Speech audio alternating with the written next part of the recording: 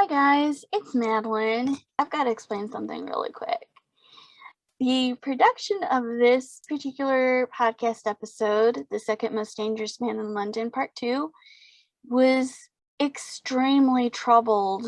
We had to record 3 separate times to finish getting through the episode, and it turned out to be over 2 hours long. So we are splitting it into 2 parts, 2A and 2B, and we hope that you still enjoy this. Thanks for watching/listening.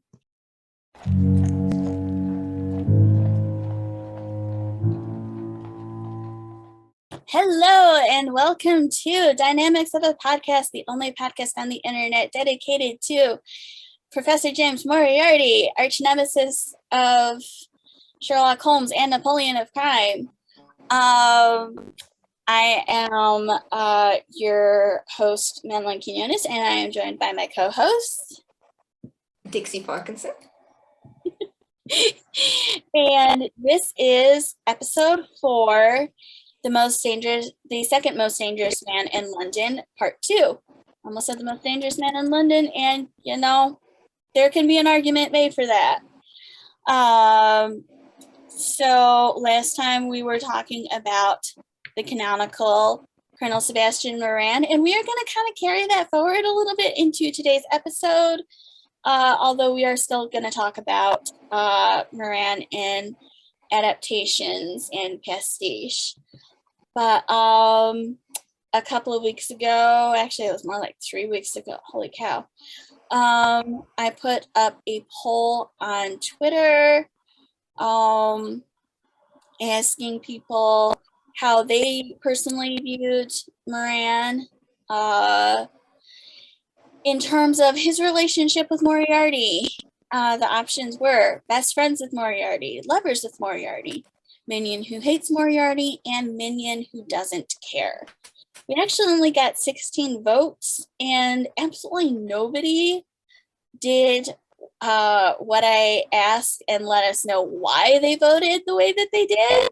So shame on you guys.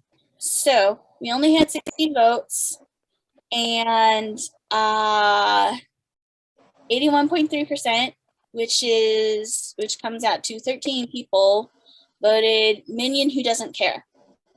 Nobody voted minion who hates Moriarty, which is interesting because I know that is a thing. I definitely know that.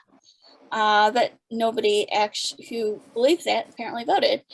One person voted for lovers, and here too, I know that the good ship More is a pretty popular ship in some circles. So that was kind of funny.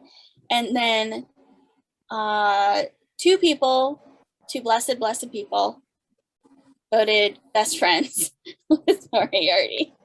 And it wasn't us. It wasn't us.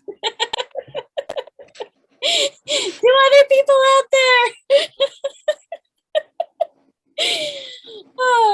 So, yeah, kind of odd poll results. It would have been nice to get a wider sampling. Yeah, gonna have to figure out how to do polls better in the future. Obviously, I am not a professional at this. Minion who doesn't care, which kind of tracks with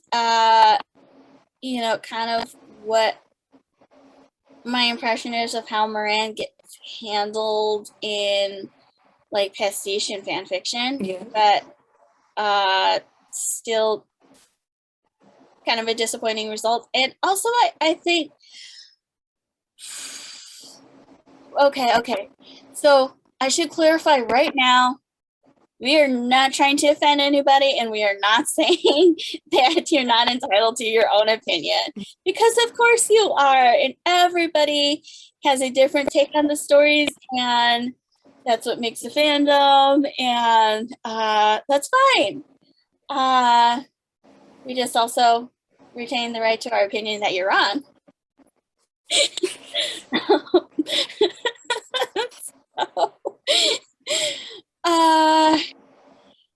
So, we were talking a lot about stuff in between these two episodes because, like, I was trying constantly to prep, and then we kept having to push it off because of real life stuff. And so yeah, Moran has been like on my mind for the past month, mostly because we were in between these two episodes. And so we've been talking a lot about that. Just that the minion who doesn't care result didn't make sense to us, because then the empty house basically doesn't make sense.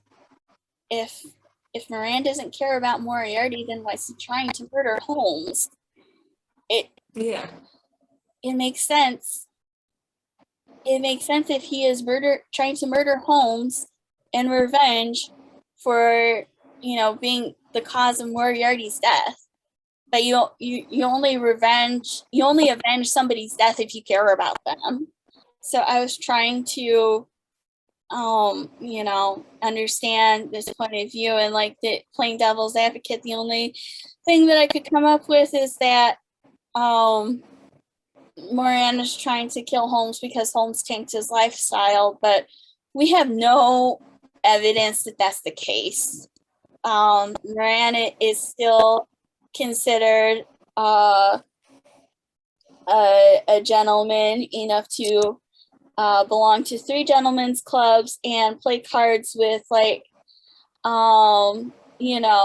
rest of the upper class, including the second son of a governor of an Australian colony. So it's like Moran is doing just fine for himself. Yeah.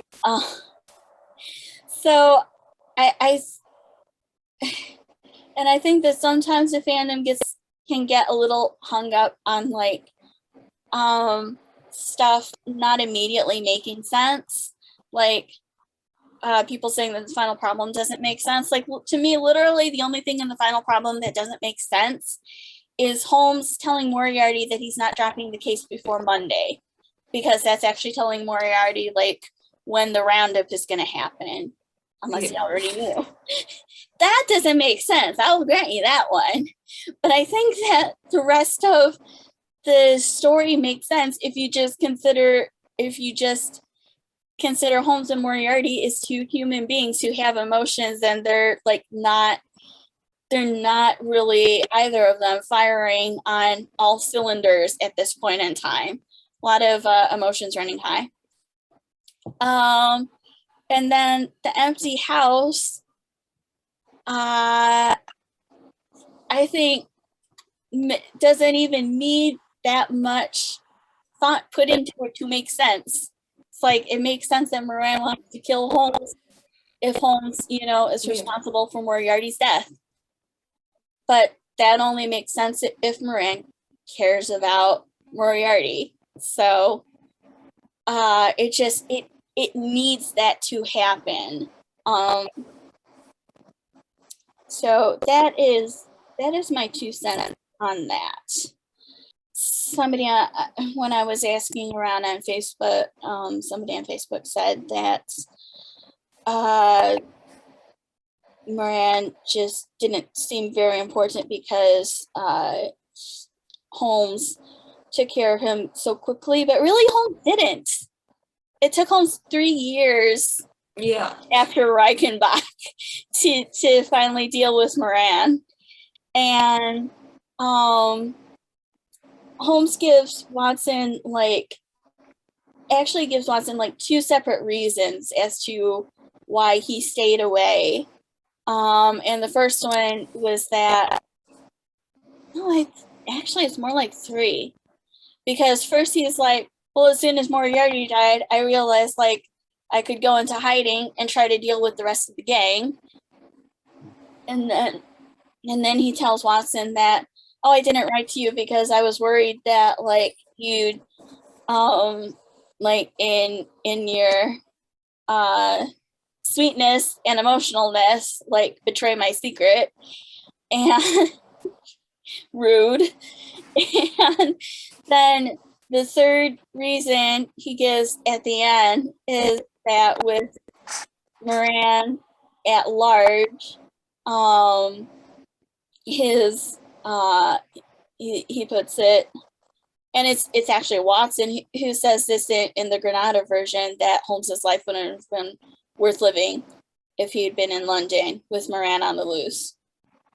So Holmes clearly sees Moran as a clear and present danger, and I think that that's enough to give the Colonel some respect. And I mean, Holmes calls him one of the best shots in the world, and in the final problem, we don't really see, I mean, Moran technically doesn't exist yet, but you know, Watson's like, what are you afraid of? And Holmes says, air guns. And then later on, we find out like who's behind that air gun that Holmes is scared of. And it's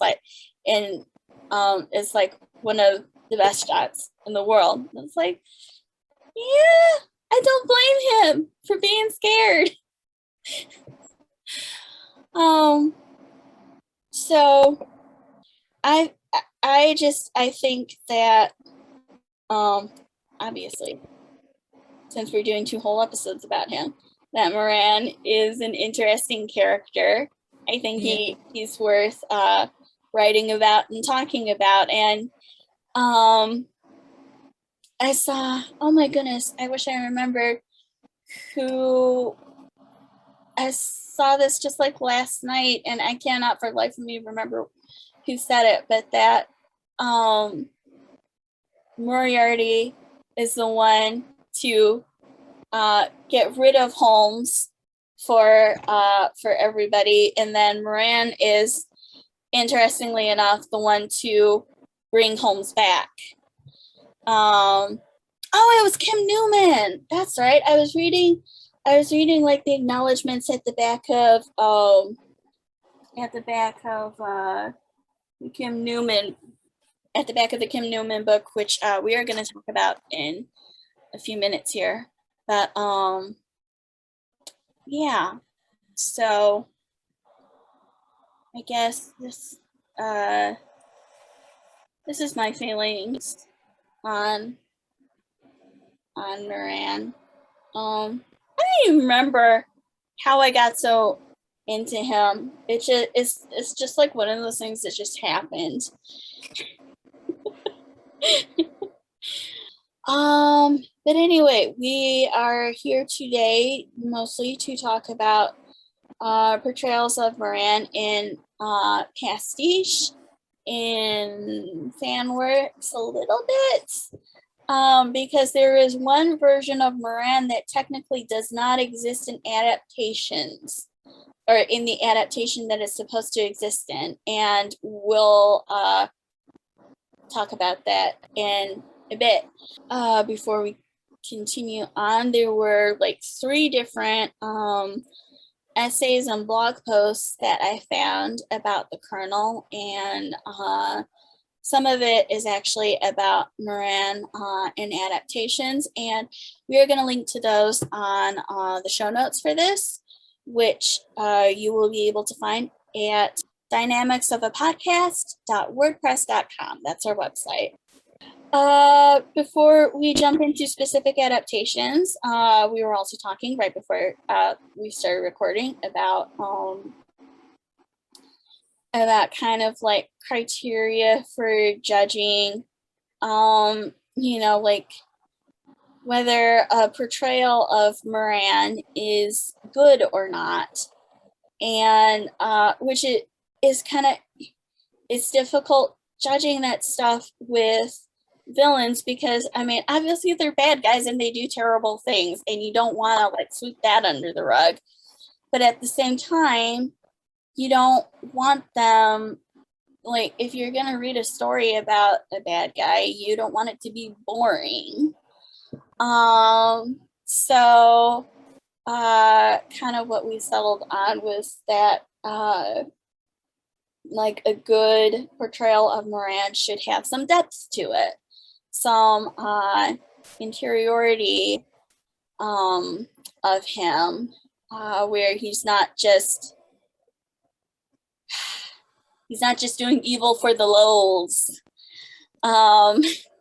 So especially because I think one of the most interesting things about the character is that we kind of get the implication from Holmes that he's a bit of a fallen hero, which makes him different from like literally every other villain in the canon. There are people in the canon who were better people once upon a time and then did do terrible things, and then there are sympathetic characters who like Captain Croker, who technically commit murder, but they're still good people, legally commit murder in defense of somebody. But then it's like, you know, Moriarty, as far as we can tell, is not a fallen hero. Charles Augustus Milverton is not. Baron Gruner is not. Grimsby Roylott is not. Like, they met some of them. I'm not going to say Milverton or Gruner. I think they were always terrible people, probably. But maybe Roylott and probably Moriarty were not always terrible people, but also they weren't, you know, like heroes of their country. And Holmes seems to imply that Moran was. So that's something I think that makes him interesting.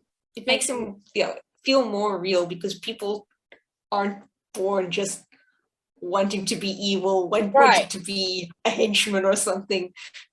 The decisions you make that lead you to that. Right. And it just, to me, you know, it's interesting because we are missing that part of his story. We've gotten him up here in the past, and we've got him down here in the present. We don't know what exactly happened in the middle. And I think it's like that missing, you know, it's the missing parts of the canon that have always been fascinating to the fandom. And it's like that missing part of the canon that's fascinating to me. So, not all of the adaptations that we are going to talk about today are really all that good, but I think that they are worth talking about for one reason or another. And to quick bring up the, I always want to just call it the Empty House manuscript book. It's Out of the Abyss. So, to bring up Out of the Abyss again, which is now in its lovely slip case, which it wasn't last time, there is an essay about adaptations of Moran. It's a very interesting essay, and there are some adaptations that I definitely didn't know about, and that I'd be interested in looking up. And curiously, I think that there was like one cartoon in it, but it at the same time totally missed like Sherlock Holmes in the 22nd century, which we are also going to get to later on. So that was a bit odd, because that was definitely around well before the publication. But anyway, so we are starting out with portrayals of Moran in print. And I think that a good place to start with that is this book, Moriarty, The Hound of the Dubervilles by Kim Newman. This I remember being a big deal in like the Tumblr side of the fandom. Gosh, when was this? 2011. Yeah, it was popular, and it's well, basically this is 6 short stories in one volume that are all written by Moran. And he's a terrible person. He's a terrible person, but going by our criteria of depth, like, he does not lack for it, and I think that's what makes the difference in this book. Like, he's like, oh my goodness, rabidly racist and misogynistic, and yeah, terrible person. But he just his voice is like, he's definitely got a degree of like roguish charm, and it's like that's really like what you need from like a bad guy protagonist. Like, if he's narrating stuff, Yeah. he needs to be engaging and compelling. Yes. So then, even though he's an absolutely terrible person, he thinks terrible things and he does terrible things, like, you still enjoy reading him. And so that, I think that makes this a good Moran portrayal. He's so funny, like, in such a terrible way. He's so funny. The actual portrayal of Moriarty, we should talk more about at some point, like maybe in an episode about Moriarty in books. But it's interesting. They're not friends, but it's like Moran is still like super loyal to him, because he recognizes that Moriarty is this larger than life person, and he just like wants to be a part of what's going on with him. So it's an interesting, I think, take on the relationship. And the ending is sad. So when the book starts, Moran is just 40, because it's the early 80s, right? And then of course it ends at Reichenbach in 1891, and by this point Moran has already had, like, by the end he has had his 50th birthday, and he's kind of going through a midlife crisis. And that's kind of a dangerous thing when you're a criminal. So, yeah, he's going through some crap and maybe doesn't make the best decisions. It's a bit of an ambiguous ending, but like not exactly. But it's a really good read, and I do recommend it. And I have to read my favorite part, because this never fails to get me.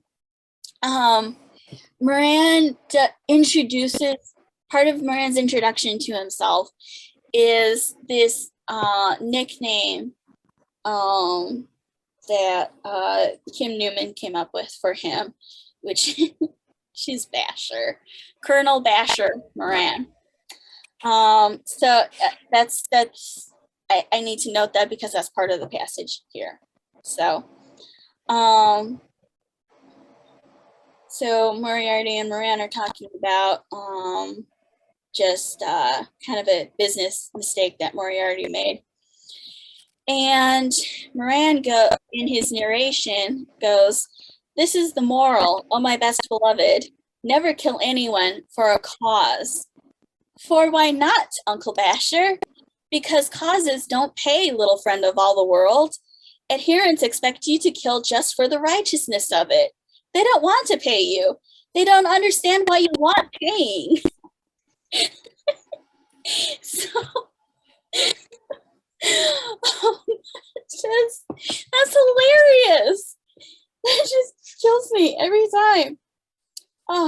Specifically, the death that he's talking about here is actually, this is in the aftermath of Valley of Fear. So it's pretty funny. All right, so moving on. The next significant literary Moran I want to talk about comes from Michael Curlin's Moriarty series. Unfortunately, the series doesn't really have a name. I think that everybody just calls it the Moriarty series. And to be fair, it is the only one, so you can call it that. But Moran, unfortunately, does not show up terribly much. It kills me because Moriarty is not so much a criminal mastermind in these books, which I really, really need to reread them. So Moran is not his chief of staff. They know each other. Moran has done a couple of high-class jobs for Moriarty, but he's not actually employed by him. Moran makes a brief appearance in Death by Gaslight, which I think is the second book in the series. Moriarty says of him, Colonel Sebastian Moran is probably the most dangerous man in London. The colonel is intelligent, diligent, and obeys orders, but he is as unstable as a bottle of nitroglycerin, which is interesting because unstable is not the way that I would characterize Moran when he shows up later on in the series. So I wonder if either in universe Moriarty got it wrong, or Mr. Curlin just decided to kind of ignore what he had already written, which, I've actually done that myself. I don't judge authors so much for doing that anymore. I get it now. But anyway, when Moran finally shows up as a main character, it is in book 4, The Empress of India. And in this book, he has picked up a job from a Maharaja he actually went to school with. And the Maharaja wants to get back an idol that belongs to his family.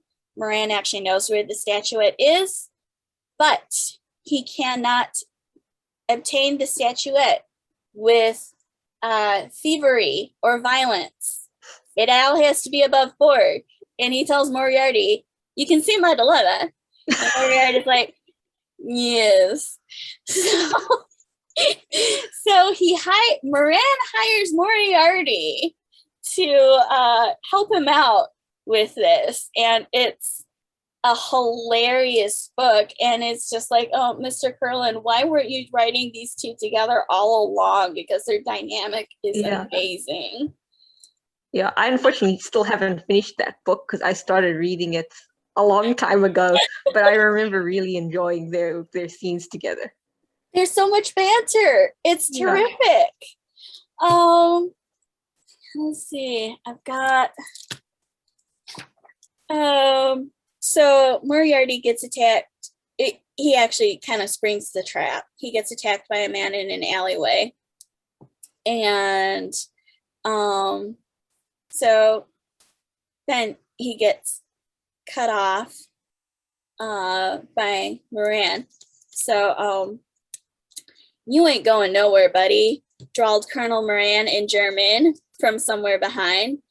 The man spun around and saw Moran standing at the entrance to the alleyway, leaning against the building, looking dapper and dangerous.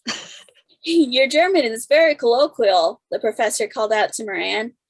I learned it at a very colloquial spot, the colonel replied. And I was like, that's the tip of the thumb. Just right there, like earlier on too. Yeah. People keep trying to hurt Moriarty, and Moran says, "Don't get yourself killed, Professor, at least not until after I get my hands on the Maharaja's golden houri." It gives me a warm feeling to know that you care, Moriarty said dryly. I was jesting, Professor. Certainly I was, Moran said, leaning back and smiling his best smile. Why, I wouldn't see anything happen to you for all the cigars in Egypt. My word, I wouldn't. I am reassured, Moriarty said. I can continue on now with a new spring in my step. It's just like so much of their scenes together is that kind of banter, and it's great. And the funny thing is that Moriarty, he's a lot like Holmes in that he comes up with all of these convoluted plans, right? And crazy stuff to do. And and he doesn't explain why he's doing things, which is something that Holmes does with Watson like all the time. And Watson just rolls with it. And Moran does not roll with it. He's just like, what the heck are you doing now? Why are we doing this? Why are we doing that? Oh my gosh, you are so weird. It's so funny. It's just like, Mr. Curlin, why didn't you give us an entire series of this dynamic? It's just so good. Yeah, it's exactly the kind of thing we need for more adaptations featuring the two of them. Yeah, 100%. It's like that, just this book alone just had a huge influence on like how I approach the two of them, writing them. It's just so good. I think every once in a while, I think that he still writes a new story, which is funny because he's been doing it on and off since the 80s. But I wonder if he could be persuaded to write another Moriarty and Moran adventure. Like, sir, we need this, please. Okay. So, of course, I don't have the notes up. There we go. I'm just gonna set them there. And yeah. So I said that there's only one Moriarty series, and that's true. However, there is also a Moriarty trilogy of books. It also, I think, doesn't properly have a name, so it's called the Moriarty trilogy. And it was written by the late John Gardner, who was a member of the BSI and actually invested as Moriarty in the BSI.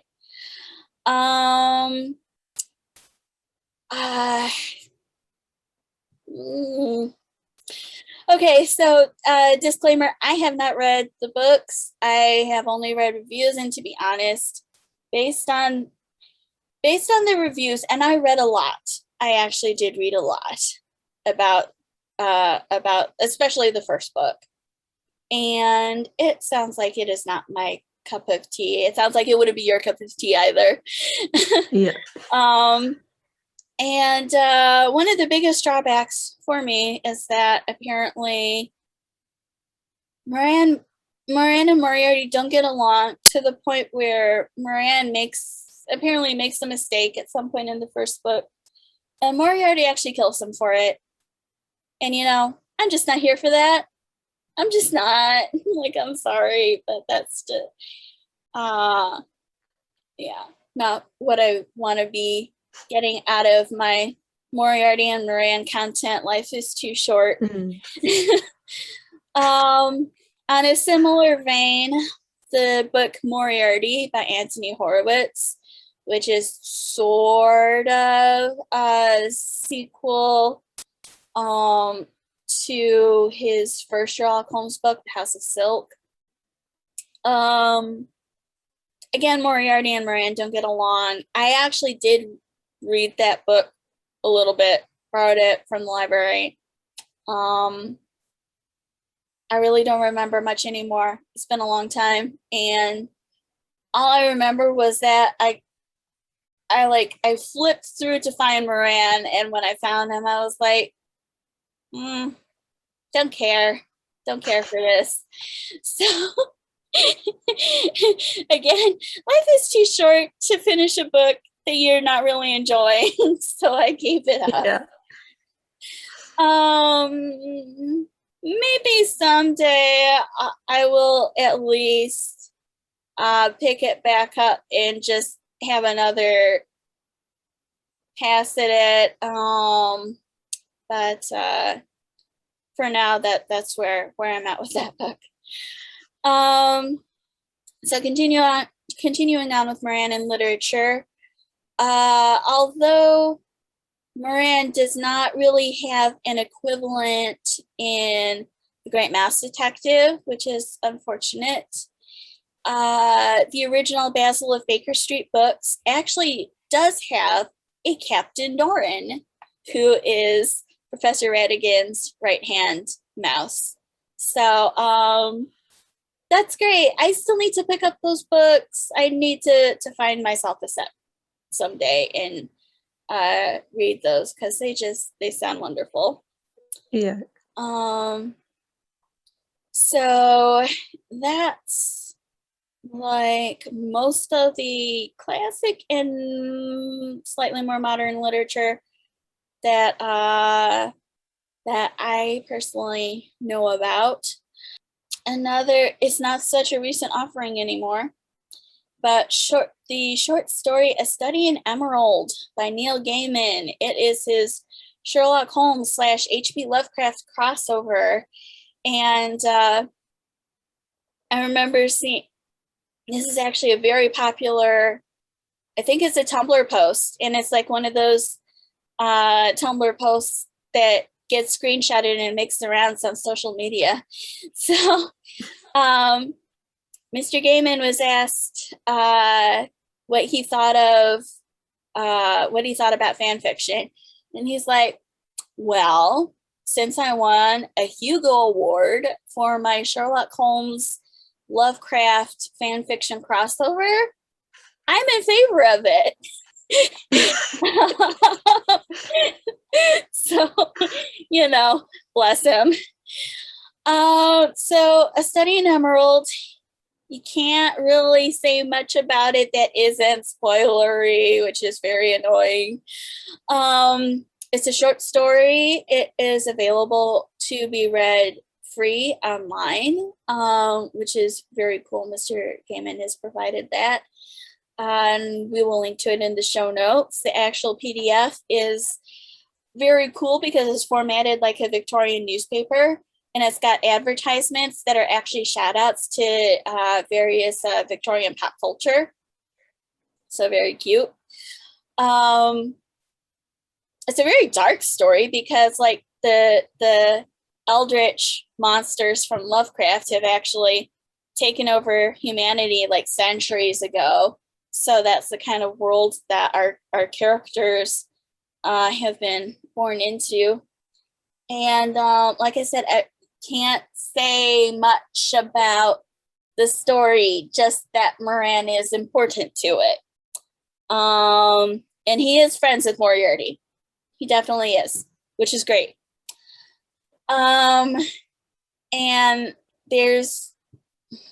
because of the altered circumstances, there's alterations to his character, but that'd still be spoilers to talk about.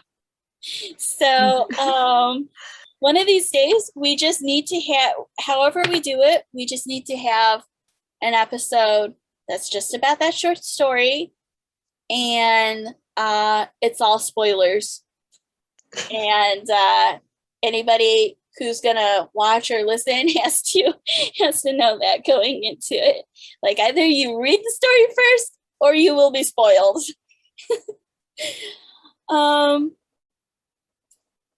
So that was a very prominent, somewhat positive Moran portrayal. Moving right along, another offering that's also no longer recent, because oh my gosh, it was published, what was it, 2013? Was it 2013? Oh my goodness, that's a long time already.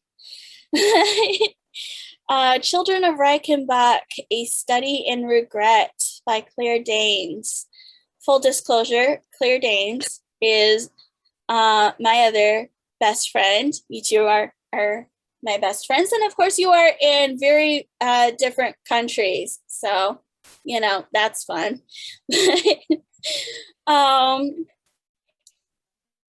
Claire wrote this story kind of inspired by a story that I wrote and have since kind of disowned, but hers is a lot better.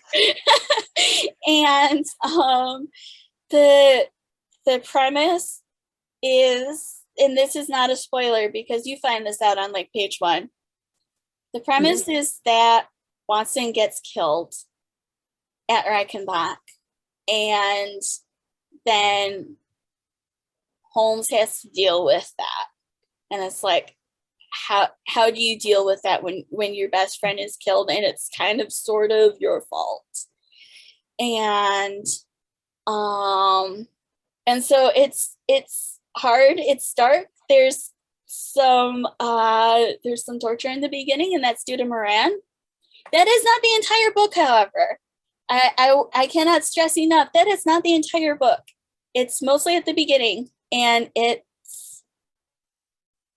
is what it is. I mean, it shows you what Holmes has gone through, and it's really hard for him to try to pick himself back up. But fortunately, he has Inspector Lestrade and Mary Watson to the rescue. Yeah. And they're wonderful. And another actually canonical character that Claire takes and does a lot with, and that would be spoilers, so I won't spoil that. But it's such a good book, and it's about grief and loss, and trying to heal from that. And that's the important thing, because like, part of the reason that Claire and I are such best friends is because, like, we write very similar stories. So it's like, we'll put a character through hell and then bring him back out. It's like, there has to be the hope at the end of there has to be a light at the end of the tunnel, always. But the reason why this is relevant to this episode is because Moran is the villain in this story. Like, he's the one who killed Watson. He's the one who captured Holmes and tortured him. So, like, I mean, I do consider myself a Moran fan. I hate his guts in this one, but it's not because I hate the way that he's been written or anything like that. It's just because he's just so evil. But at the same time, I think that it's true to the character. I don't think that he's doing anything that the canonical Moran would not have done if he'd gotten the chance. So that's the thing. I mean, he does all this because he is avenging Moriarty's death, which is what he tries to do in the empty house. So he definitely, I really kind of want to say that he comes into his own in this story as an antagonist to be respected.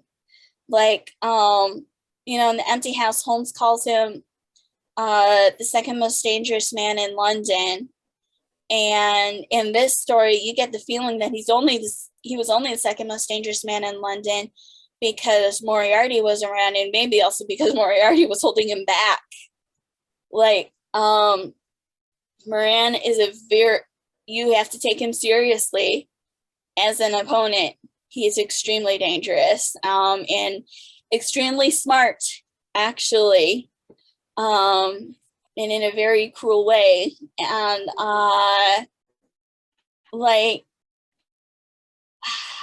yeah, for being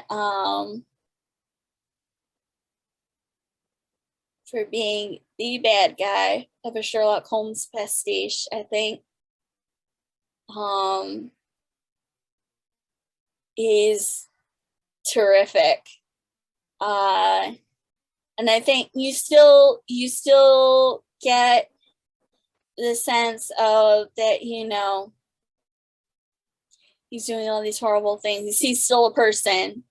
He's not a one-dimensional character. So yeah, this is book 1 of 2. Hopefully we'll get the second book someday. Mm-hmm. But in the meantime, I do feel like this can be something of a standalone story because you're not left with nothing at the end of it. It's just that the characters are still in kind of a hard spot, but it's really good.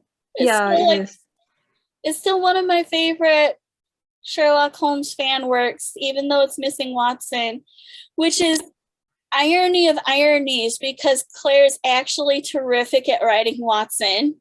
She's like one of the best Watson authors that I've read. Yeah. But yeah, it's very good, and you should pick it up and read it. Yeah, I definitely recommend it. Yeah. Okay, so want to talk very briefly about the short story that I've written that we talked a little bit about last time because it's still relevant. It's still it's a fan work that has Moran in it, and in this case, it's literally all Moran. It's him writing the story, and it's letters. That's what the story is. The story is all letters that Moran is writing to Moriarty. Only this is after Reichenbach and Moriarty is dead. So this is Moran trying to process his grief and trying to figure out where does he go from here.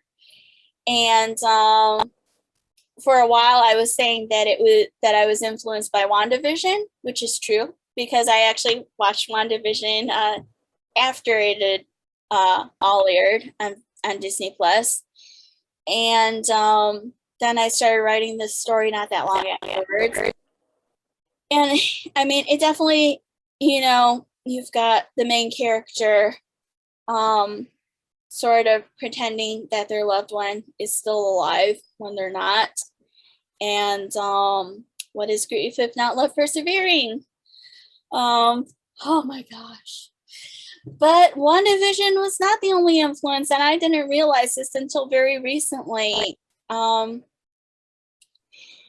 There's there's a show that has been popular that I have not watched, but Tumblr Pop Culture Osmosis is its own beast, and I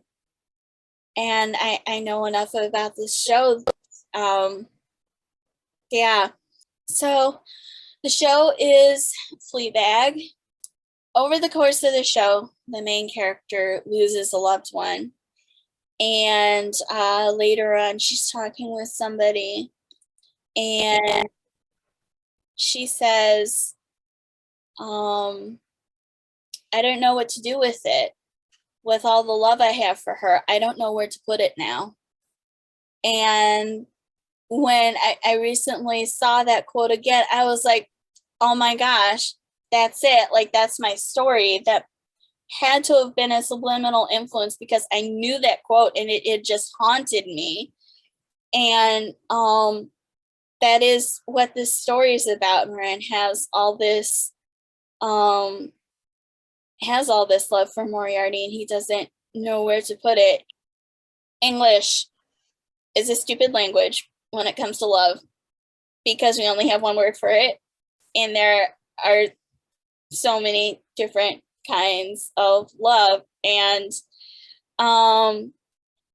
specifically, I am talking about friendship, because that is how I see them. I see them as best friends. I see them as mirrors of Holmes and Watson, whom I also see as best friends. Losing a best friend can be devastating, and especially if, as I think that given their chosen lifestyles, Moriarty and Moran, in terms of people that they were close to, that they only had each other, and that worked all right for them while they were both still alive. But then one of them is not, and that's where that sucks. So yeah, this story is about grief and about trying to process your grief. And poor Moran does not go about it the right way, although he really, really tries.